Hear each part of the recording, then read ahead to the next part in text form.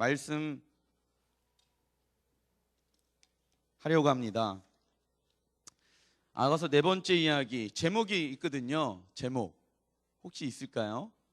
예, 신부의 삶 속에서. 그거 같이 한번 제목 같이 한번 읽어보겠습니다. 시작. 신부의 삶 속에서 경험되는 영적 위기라는 제목을 가지고 말씀을 전하겠습니다. 다시 한번 읽어볼게요. 시작.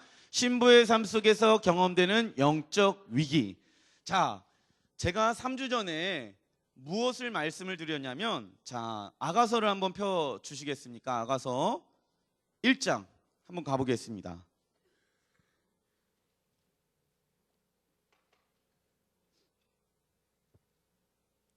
아가서 1장 4절을 한번 읽어보겠습니다. 시작. 왕이 나를 그의 방으로 이끌어 들이시니 너는 나를 인도하라. 우리가 너를 따라 달려가리라. 우리가 너로 말미암아 기뻐하며 즐거하니 내 사랑이 포도주보다 더 진함이라. 처녀들이 너를 사랑함이 마땅하리라. 자, 이것이 무슨 비전이라고 얘기를 드렸습니다. 신부의 삶의 비전이라고 제가 말씀을 드렸습니다. 이 신부의 삶 가운데는요, 자, 저를 보십시오. 두 가지의 비전이 있습니다. 첫 번째 비전은 무엇이냐면, 하나님, 내가요 하나님을 마음과 정성과 뜻을 다하여 하나님을 사랑하고 싶습니다. 그래서요, 하나님, 이 땅에서나 하늘에서나 성공의 기준을 내가 어디에다가 두냐면 하나님을 사랑하는 거에 내가 두길 원합니다. 왜냐하면 이 땅에서만이 성공의 기준이 되는 것이 아니라 이 땅에서의 삶의 성공의 기준이 어디에서도 삶의 성공의 기준이 되니까 하늘에서, 천국에서도 삶의 성공의 기준이 되어지니까. 할렐루야.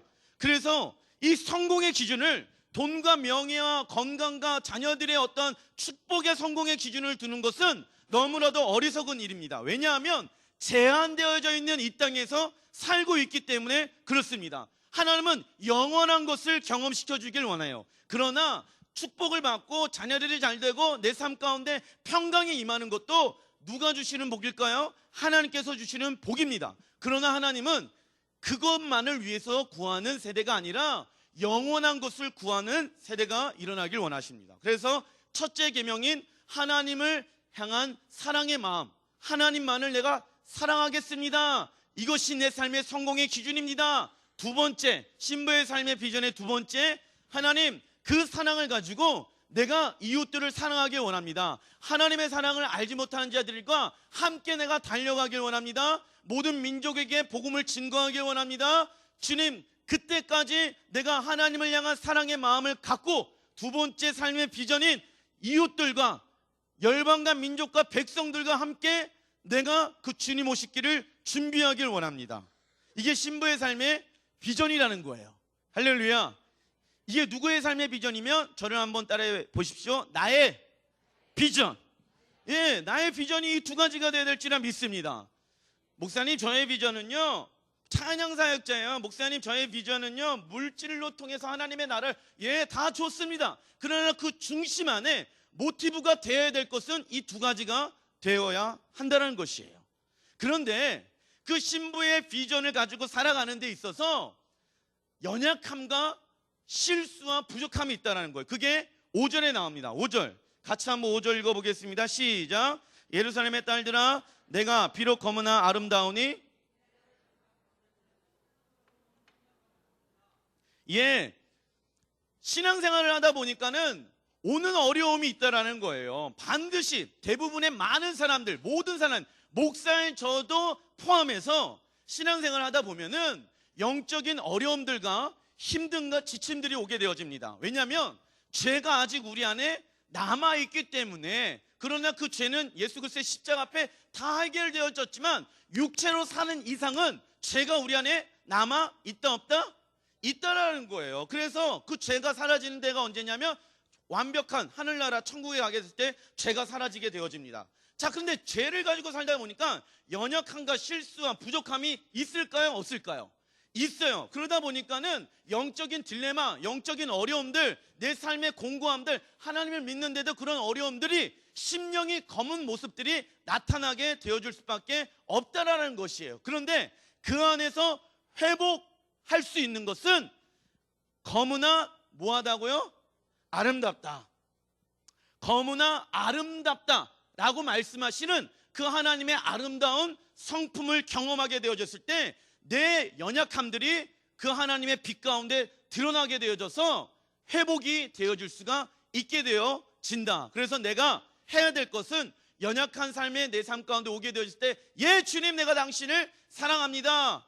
하나님 사랑합니다. 예수님 사랑합니다. 성령님 사랑합니다. 이 고백이 내 영혼을 살리게 되어줄 수가 있다라고 제가 말씀을 드렸습니다. 예, 이해되시죠? 예, 그래서 이제 진행되어지는 것이 무엇이냐면, 이 신부의 삶의 비전을 위해서 살아가는데, 오늘 제목이 무엇이냐면 신부의 삶 속에서 비전을 가지고 살아가는데 경험되어지는 영적인 위기들이 있다는 거예요.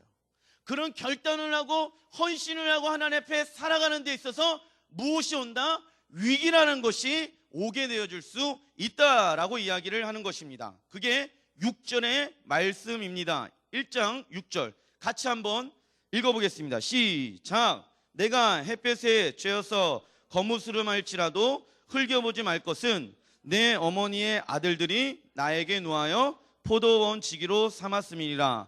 나의 포도원을 내가 지키지 못하였구나. 자, 이 아가서는요, Song of Song, 노래 중에 가장 위대한 노래. 그렇기 때문에 이 노래 안에는 어떠한 의미가 담겨져 있냐면, 이게 표현되어지는 비유적인, 은유적인 어떤 단어들이 사용되어져 있습니다. 그래서 묘사되어져 있고 표현되고 있는 단어가 어떠한 영적인 의미가 담겨 있는지를 알아야 해요. 자, 그런데 오늘 새로운 등장인물이 나타나게 되어집니다. 신부는 자신의 오빠들을 어머니의 아들들을 표현합니다. 어머니의 아들들. 자, 보십시오. 성경에서 교회는 무엇을 상징하냐면 어머니라고 상징하게 되어집니다. 이 마태복음 12장에 보면은 교회의 기능에 대해서 어머니 같은 기능을 이야기하고 있다라고 성경에 이야기하고 있습니다. 그래서 아버지는 누구를 상징할까요? 예, 하나님을 상징합니다. 어머니는 무엇을 상징한다고요? 교회. 자, 그러니까 어머니의 아들들, 교회 안에 있는 식구들이 지금 등장하게 되어지는 거예요. 그 등장하는 식구들이, 어머니의 아들들이 신부를 보면서 지금 흘겨보고 있다라고 나오죠. 6절에 흘겨보고 있다. 이 말은 째려보고 있다라는 거예요. 자, 사람을 째려봤을 때 기분이 좋아서 째려볼까요? 기분이 안 좋아서 째려볼까요? 예, 기분이 안 좋은 상태예요. 안 좋은 상태니까 째려보는 거야. 저 죽일 것.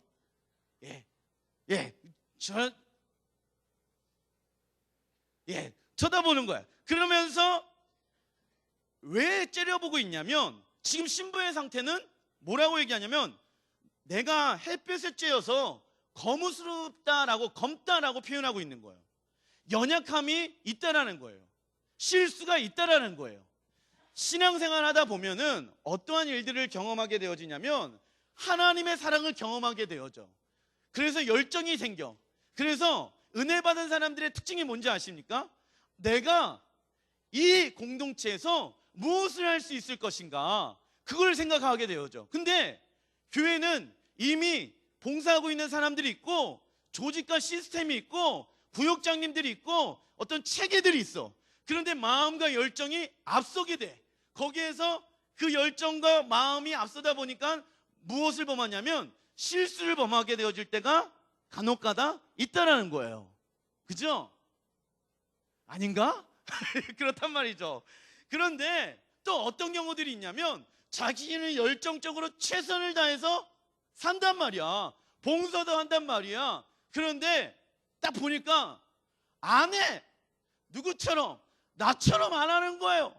나처럼 안 하다 보니까 어려운 거야. 왜 저 사람은 직분도 받은 사람이 요 정도밖에 왜 헌신을 안 해? 왜 요 정도밖에 안 해? 왜 기도하러 안 나와? 그러다 보니까는 뭐 하게 되어지면 비난하고 판단하게 되어진다는 거예요.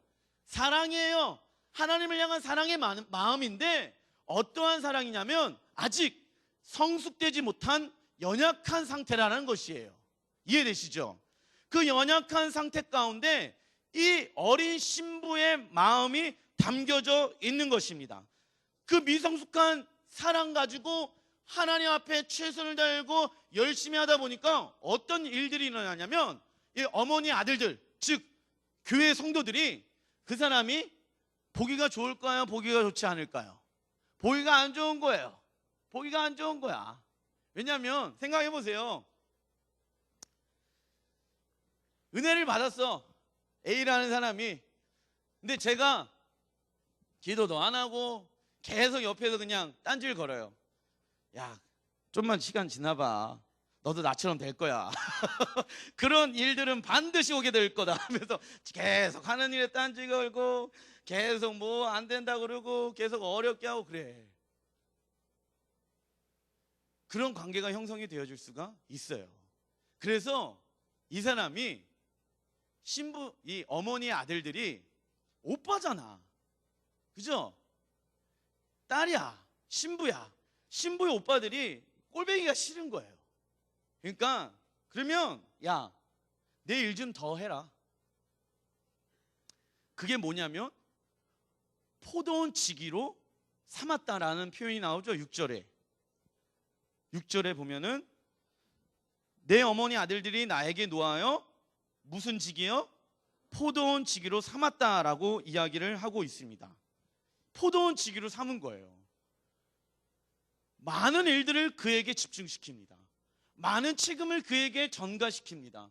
많은 것들을 그가 일하는 거에 대해서 어렵지가 않아요. 왜요? 맨 처음에는 누구의 은혜로 했기 때문에? 하나님의 은혜로 했기 때문에. 근데 문제가 무엇이냐면 후반절에 뭐라고 나오냐면 그 많은 일들을 하는데 누구의 포도원을 지키지 못했다고요? 나의 포도원을 지키지 못하였다라고 이야기하고 있습니다. 자, 이 포도원은요 무엇을 상징하냐면 한번 따라해 주십시오. 마음. 예, 내가 예수님을 향한 그 마음의 상태를 포도원이라고 비유적으로 은유적으로 지금 표현하고 있는데 그 마음을 지키지 못하였다라고 이야기하고 있습니다. 어린 신부는 다른 이들의 포도원을 지키는데 많은 에너지를 쏟고 있습니다. 이웃을 사랑하라고 말씀하신 주님의 말씀을 지켜 살아가는 거예요. 그런데 정작 누구의 마음을 지키지 못합니까? 신부의 마음을 지키지 못했다는 것이에요. 사실요, 신부가 가장 바라고 원했던 소원하는 한 가지는 무엇인지 아십니까? 1장 2절 같이 한번 읽어보겠습니다. 시작. 내게 입맞추기를 원하니. 예, 신부가 가장 원했던 소원은 무엇이었냐면 하나님의 말씀에 내가 뭐 하길 원합니까? 입맞추길 원합니다. 내가 하나님의 말씀에 입맞추길 원해요.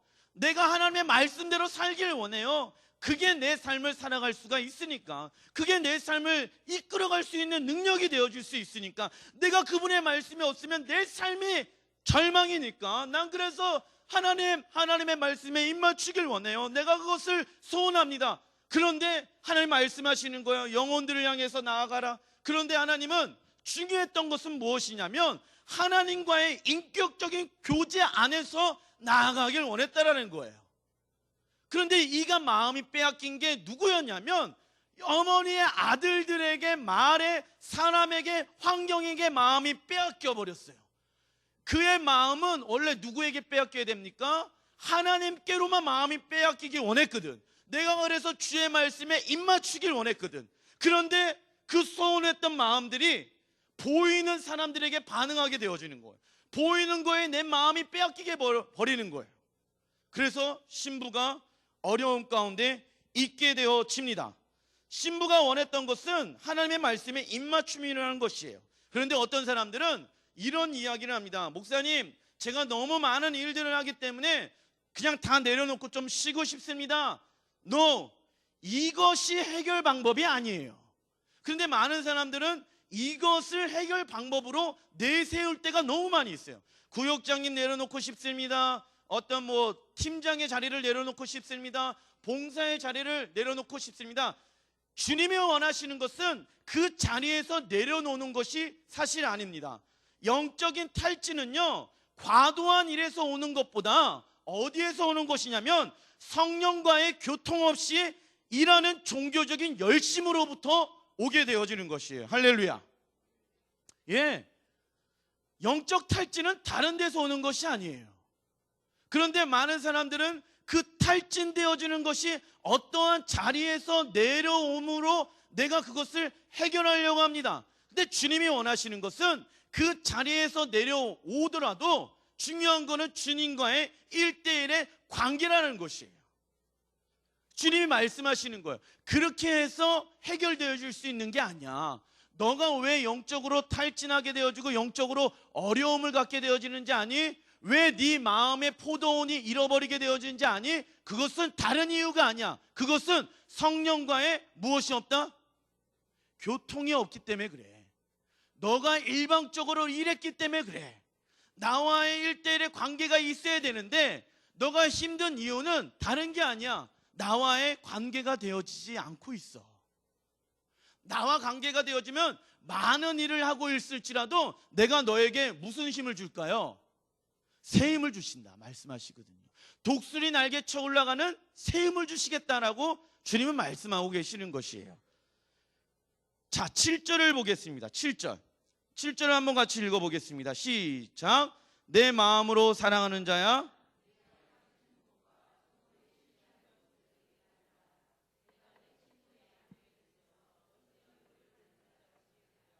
자, 이게 큰 이번에 예수님을 새롭게 만나고자 하는 신부의 간절한 기도가 나옵니다. 자, 6절에 지금 신부의 상태에 대해서 이야기하고 있는 거예요. 그리고 7절에는 그 어려움의 마음을 가지고 신부가 무엇을 하고 있냐면 나의 신랑이신 예수님을 간절히 찾고자 하는 기도가 나오게 되어지는 것이 7절의 내용입니다. 자, 그런데 7절의 후반절부터 한번 보겠습니다. 후반절에 뭐라고 얘기하냐면 내가 내 친구의 양떼 곁에서 어찌 얼굴을 가린 자같이 되랴 나오죠. 얼굴을 가린 자처럼 됐다라고 얘기하고 있습니다. 이스라엘의 풍습 가운데는요, 낯선 남자 앞에 얼굴을 가리는 풍습이 있습니다. 신부는 무엇을 경험하고 있냐면 예전에는 어디까지 이 신부는 주님과의 관계가 되어지냐면 왕의 어디? 궁까지 들어가 있는 상태였단 말이죠. 왕이랑 너무나도 친밀한 관계 가운데 같이 그곳 안에서 지성소 가운데 친밀한 교제를 누리고 있는데 어느 순간 그 왕이 낯선 남자처럼 여겨지는 거예요. 그래서 수건으로 내 얼굴을 가리고 그 왕 앞에 나아가지 못하는 거예요. 창피한 거예요. 내가 왕을 사랑하지 못했다는 수치감 때문에, 그리고 사람들이 나에게 말하고 있는 어떠한 비난함 때문에, 그리고 또 누가 어렵게 합니까?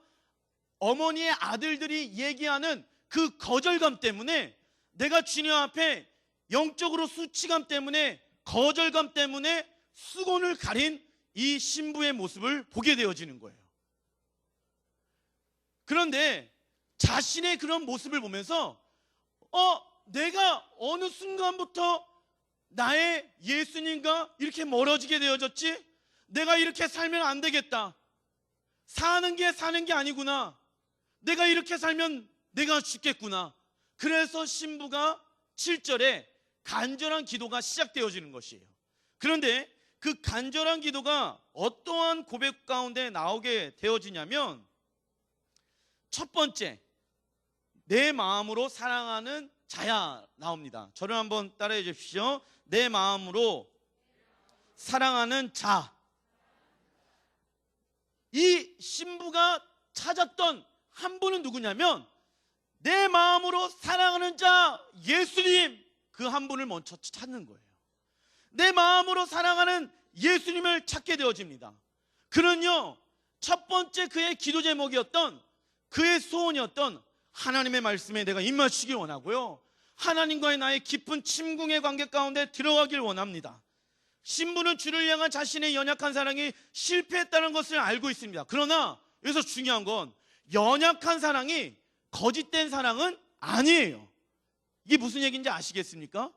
연약하고 실수가 있고 부족한 사랑이 있지만은 그것은 거짓된 사랑이 아니라는 거예요. 아직 연약한 사랑입니다. 베드로도 마치 주님을 배반했을 때 어떠한 고백을 얘기합니까? 예, 주님, 내가 당신을 사랑합니다 라는 고백을 하게 되어진 것처럼, 신부는 자신의 영적인 위기 가운데 내 삶이 새롭게 변화되어지기 위해서 내가 해야 될 것은 무엇이었냐면, 그는 정확하게 아는 거예요. 두려움 가운데, 수치감 가운데, 거절감 가운데 영적으로 다운되어졌을 때 그가 고백해야 되는 첫 번째 단어는 내 마음으로 사랑하는 자, 예수님 사랑합니다. 이게 키워드예요. 다른 것을 통해서 주님과의 나와의 관계를 회복시킬 수 없다는 것을 그는 안 거예요. 다른 어떠한 것이 아니야. 예, 주님, 용기를 내서 주님 사랑합니다. 내 마음으로 사랑하는 주님, 내가 주님을 사랑합니다. 이 고백이 주님 앞에 드려지게 되어졌다는 거예요. 이 고백을 하고 나서 세 번째, 신부는 목자이신 예수님이 어디 계신지 기도를 통해 두 군데 장소를 찾고 있어요. 예, 주님, 내가 당신을 사랑합니다 하고 나서 이 신부가 예수님이 어디 계신지 두 가지 장소를 찾고 있습니다. 그런데 신부는 그 두 가지 장소가 어딘지를 아는 거예요. 첫 번째 장소가 어디냐면, 자, 7절에 보면은 내가 양치는 곳이라고 나오죠. 제가 이거 어저께, 글씨가 요즘 제가 잘 안 보여요. 가장 노안이 빨리 오는 것이 눈이라고 합니다. 제가 늙었다는 얘기를 하고 싶어서 얘기 드리는 게 아니라 이게 눈이 잘 안 보여요. 그래서 어떻게 봤냐면 양아치라고 봤어요. 양치는 곳과, 그래서 양아치가 나오네요. 근데 제가 막 여기 복잡하게 막 이렇게 써놨거든요, 성경에다. 자세히 보니까 양치는 곳이에요. 근데 주님이 말씀하시는 게 뭐냐면, 양치는 곳을, 양아치를 찾는 게 아니라 양치는 곳을 찾고 있어요. 첫 번째 장소가. 그 양치는 곳을 찾고 있는 이유가 왜 그러냐면,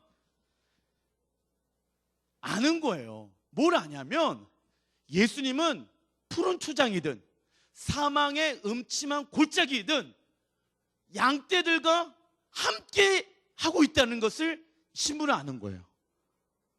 예수님은 반드시 양떼 가운데 계실 거야.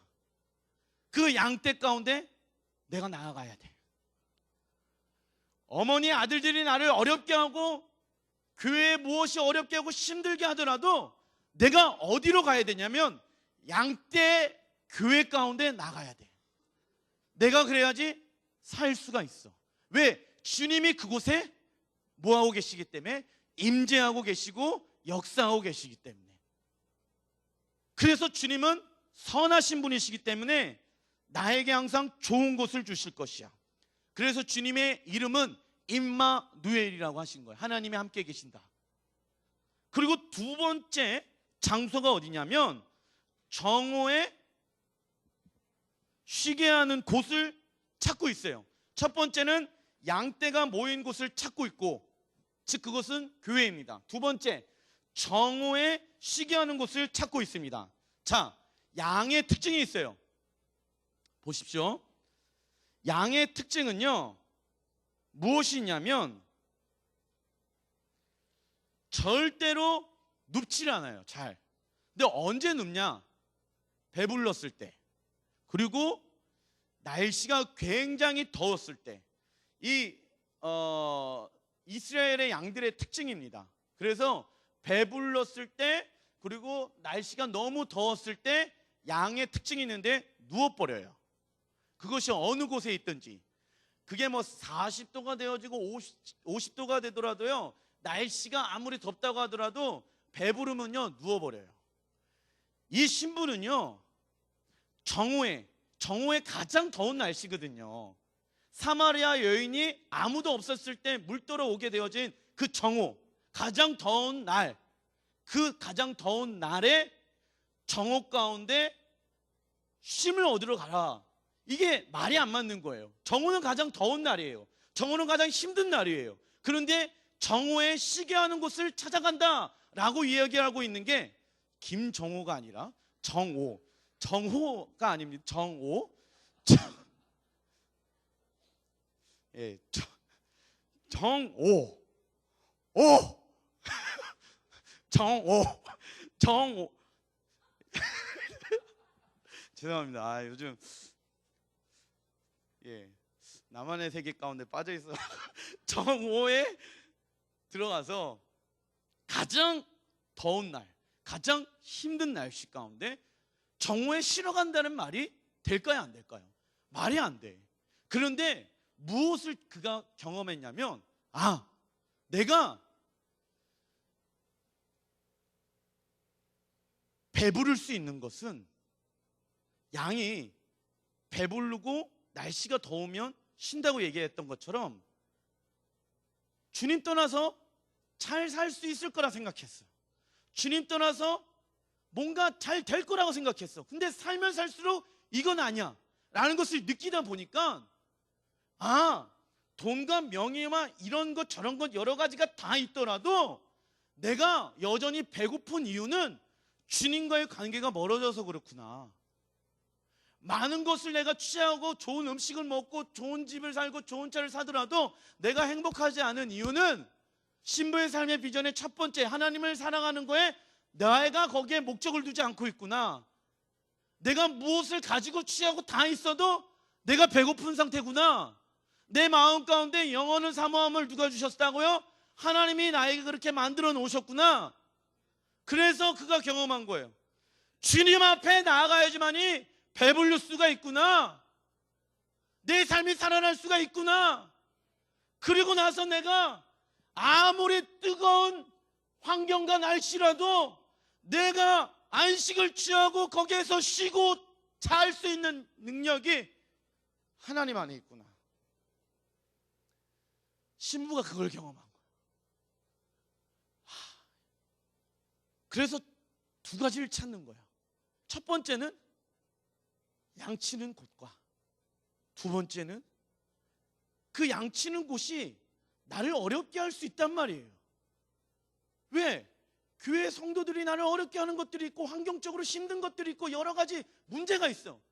그런데 그 자리에 들어가는 거야. 들어가서 신부가 무엇을 찾냐면 그 안에서 하나님의 은혜를 찾는 거야. 가정이 어렵습니까? 직장이 어렵습니까? 거기서 피하지 마십시오. 피하지 마시고 그 안에 하나님의 임재를 구하십시오. 하나님이 나를 평안케 하십니다. 내가 평안케 되어지는 것은 내가 미워하는 어떠한 사람과 환경이 문제가 해결되어져서 평안케 되어지는 게 아니에요. 하나님이 계셔야지만 내가 평안해질 수가 있다는 것입니다. 신부가 발견한 거예요. 뭘 발견했냐면 문제는 나를 어렵게 하는 어머니의 아들들도 아니고 어떠한 많은 일 때문에 나를 어렵게 하는 것도 아니고 부담감이 나를 어렵게 하는 것도 아니고 수치감이 나를 어렵게 하는 것도 아니고 거절감이 나를 어렵게 하는 것도 아니고 내가 문제였구나. 내가 문제였어. 내가 주님과의 관계가 문제였구나. 나는 이게 문제고 저게 문제라고 이야기하고 그렇게 생각하고 믿어왔는데 문제는 내가 문제구나 라는 것을 그가 깨닫게 되어집니다.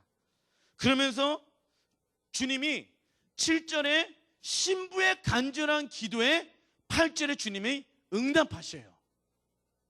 자, 응답하시는데 8절에 어떻게 주님이 응답하시는지 아라비 숫자 3번 예수님과의 회복을 위한 방법, 신부의 간절한 기도에 응답하시는 예수님 말씀 8절 한번 읽어보겠습니다. 시작.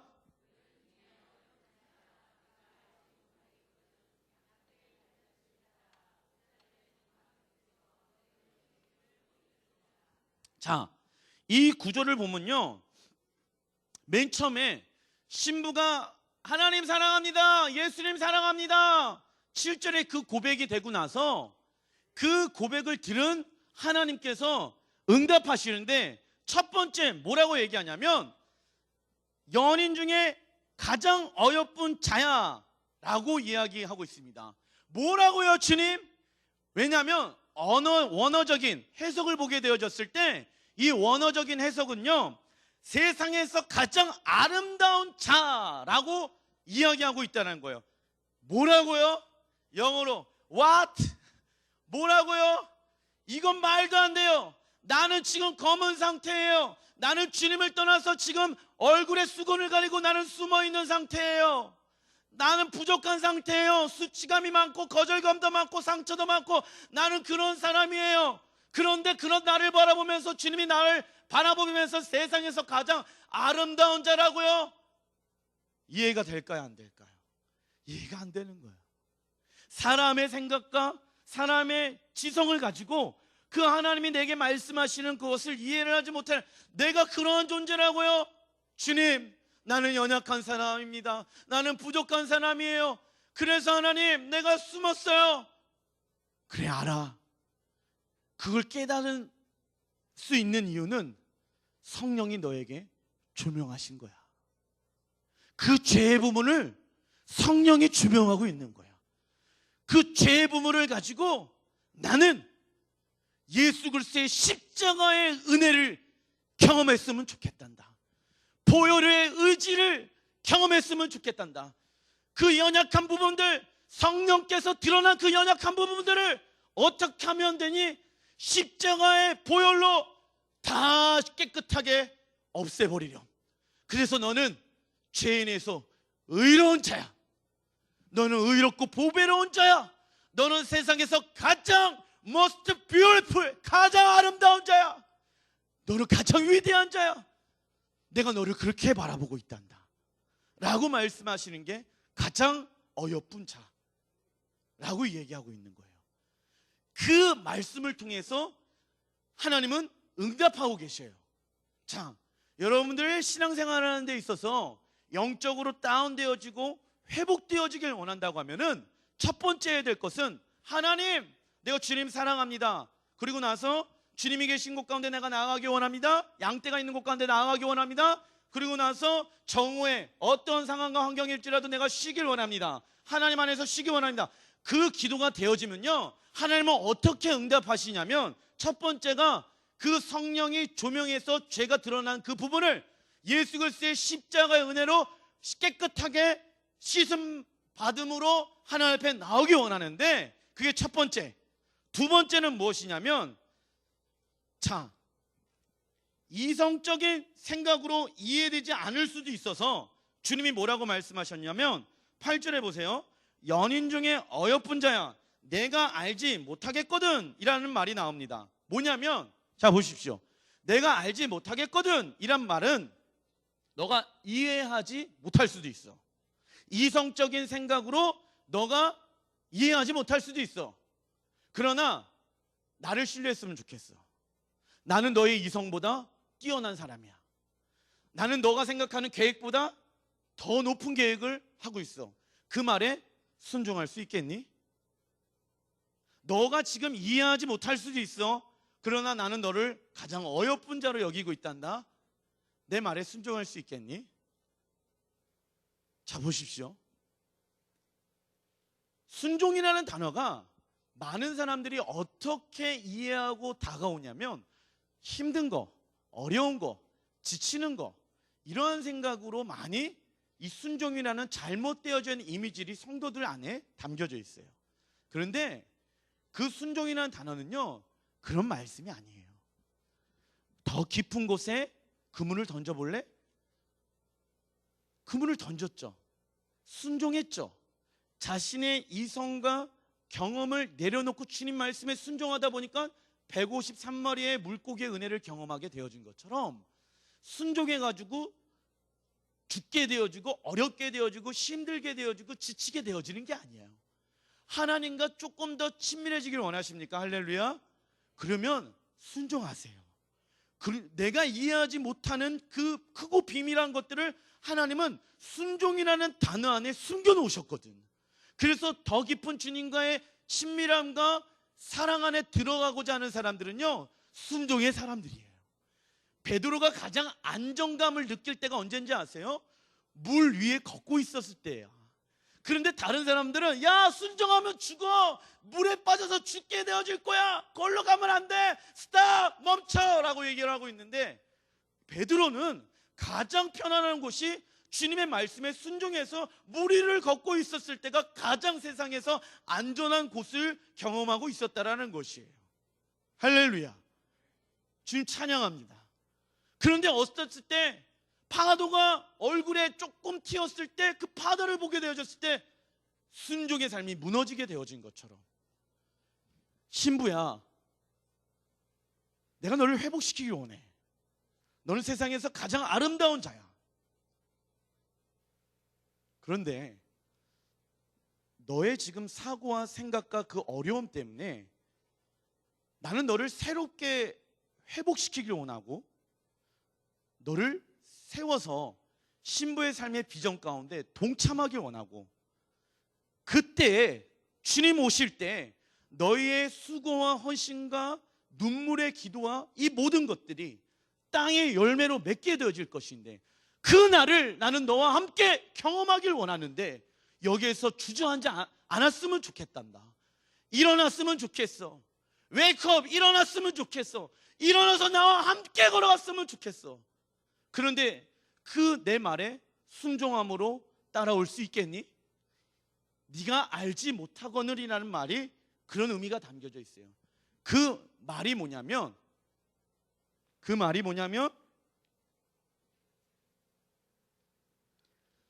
자, 양떼의 발치를 따라 목자들의 장막 곁에서 너의 염소 새끼를 먹일지라. 세 가지가 나옵니다. 자, 양떼의 발치를 따라랑 너의 염소 새끼를 먹인다라는 것은 같이 설명해 드리겠습니다. 봐, 네가 영혼들을 위해서 최선을 다해서 일을 했어. 그리고 순종하고 나를 따라왔어. 근데 돌아오는 것은, 내가 그렇게 헌신하고 수고하고 노력했는데 영혼들에게 돌아오는 것은 너를 비난하고 너를 나무르고 너에게 아픔과 상처와 힘들게 하는 그 무리들 가운데 네가 돌아갈 수 있겠니?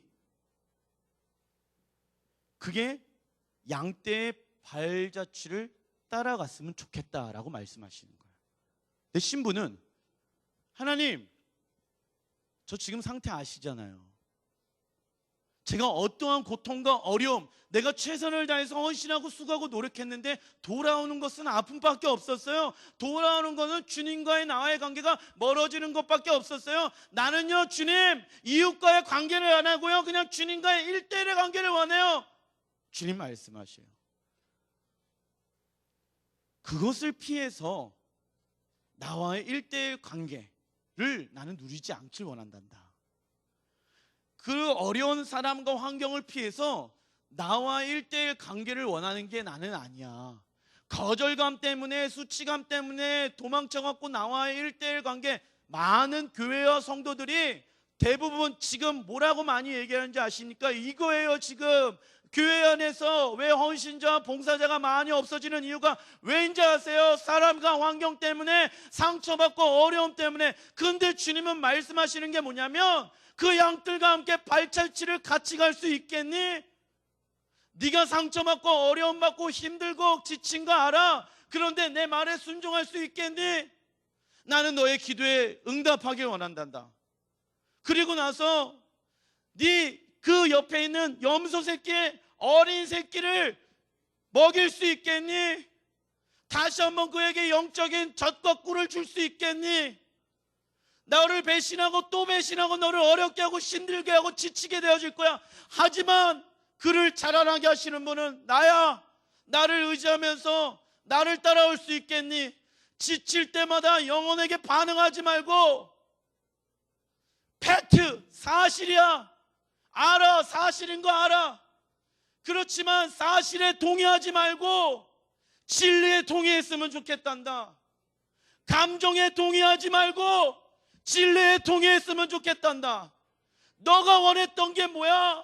내 마음에, 내 말씀에 입 맞추는 거 아니었니? 너가 가장 소원했던 것이 무엇이니? 나의 말씀에 입 맞추는 것이 아니었니? 그 마음이 회복되어졌으면 좋겠어. 내가 그때 그 영혼들을 회복시킬 것이야.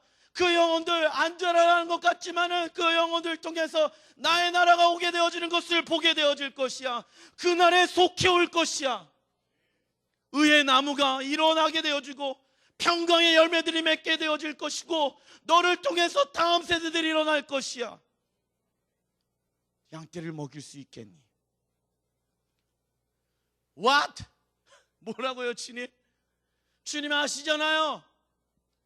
내 말에 순종할 수 있겠니? 내가 너보다 더 많은 계획들을, 그리고 너가 얼마나 아프고 힘들지 내가 누구보다도 잘 알아. 왜? 내가 너와 함께하고 있었잖아. 근데 그렇게 할 수 있겠니? 주님 물어보시는 거예요. 그리고 두 번째가 뭐냐면, 뭐라고 말씀하시냐면 목자들의 장막 곁에서라고 이야기를 하고 있습니다. 목자들의 장막 곁에서. 자, 이 목자, 양떼를 돌보는 목자들과의 바른 관계, 리더십이에요. 이건 무엇이냐면, 보통 리더들에게 많이 어려움을 경험하게 되어집니다. 실망도 교회 목사들에게 많이 합니다. 근데 주님 말씀하시는 거예요. 리더들을 섬길 수 있겠니? What? 뭐라고요, 주님? 저 사람 이래요. 저 사람 이런 거 부족하고요. 실수도 많고요. 저 사람 너무 안 돼요. 부족한 게 너무 많아요. 주님, 나도 알아. 그렇지만 그 부족한 모습에 마음이 빼앗기지 않았으면 좋겠어. 그 리더를 세운 사람이 누군지 아니? 나야. 하나님이야. 연약하고 부족한 모습들이 있지만 그 리더를 세운 사람이 하나님이거든. 그럼 넌 나를 신뢰하니? 너는 내가 세운 그 사람을 향한 계획들이 있는데 너는 그것을 믿니? 신뢰할 수 있겠니? 그 사람을 보지 말고 그 사람을 세운 나를 봤으면 좋겠어. 나를 신뢰하니? 나를 믿을 수 있겠니? 나를 따라올 수 있겠니? 내가 너의 삶을 회복시키기를 원해. 그래서 주님은 뭐라고 말씀하시는 거냐면, 이 신부의 간절한 기도에, 그런데 신부가 원하는 답이 아닐 수도 있다라는 거예요. 하나님, 내가 원하는 답이 아닌데요.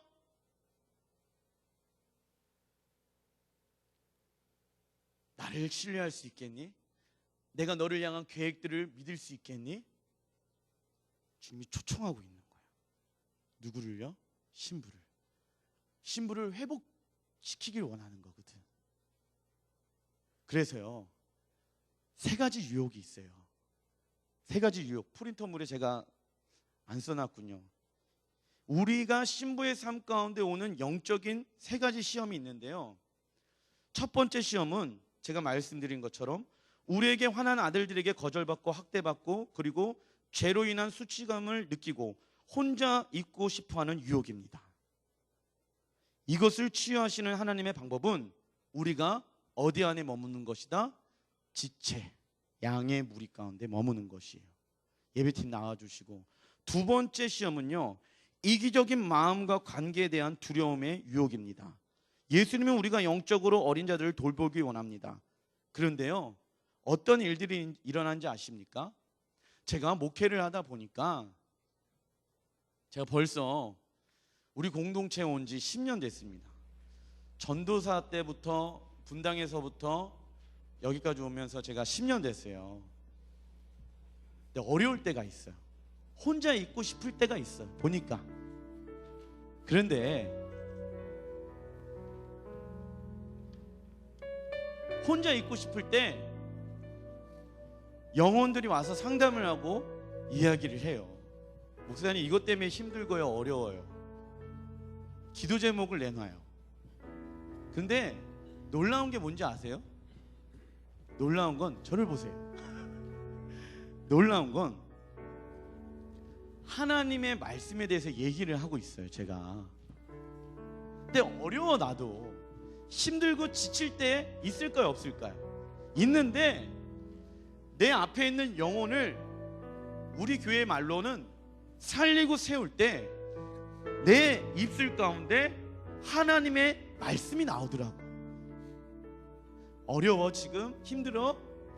그러면 양떼를 쳤으면 좋겠어. What? 뭐라고요, 주님? 저 힘들어요. 그런데 네가 지금 말하고 있는 걸 통해서 그 앞에 있는 영혼도 살아나는 역사가 일어나고 너도 살아날 거야. 이해되세요, 지금? 와우, 주님, 그걸 너무 많이 경험해 봤어요, 제가. 저도 사람이다 보니까는 지치고 힘들 때, 어려울 때, 눈물 날 때 있거든요. 그런데 주님이 저에게 말씀하시는 거예요. 봐, 네가 하는 게 아니잖아. 네 입술 가운데 나의 말이 나오고 있잖아. 그러다 보니까 네 앞에 있는 영혼도 살고 너도 살아나고 있잖아. 그 영적인 어둠에서 나오려. 그 세 번째 시험은 공동체 안에서의 리더십, 구역장, 팀장, 어떤 그 리더십 안에서의 불순종하는 마음들을 사단은 계속 줘요. 제 아들이요, 말을 예전에는 안 들었는데 요즘은 더럽게 안 듣습니다. 예전엔 그냥 안 들었는데 요즘은 정말 안 들어요. 말 한마디 하면요, 절대로 그렇게 한 번에 순종하는 적이 없습니다. 주원아, 아빠한테 순종하고 엄마한테 순종하는 게 네가 잘 되는 거야. 네 멋대로 살게끔 한번 내버려 볼까? 그러니까 근데 아빠는 그렇게 할 수 있을까요? 못해요. 싸워. 이기려고 해, 서로. 영적인 권위 안에서의 불순종이 시험을 주게 되어집니다. 그런데 이 모든 것들은요, 하나님이 살아계십니다. 하나님이 내 삶을 계획하고 계십니다 라는 신앙의 고백 안에서 이루어져야 될 고백들이에요. 하나님이요, 이 시간 우리의 영혼을 회복시키길 원하십니다. 회복되길 원하시는 분들은 그 자리에 일어나서 주님 앞에 찬양함으로 나아갔으면 좋겠습니다. 같이 찬양해 보겠습니다.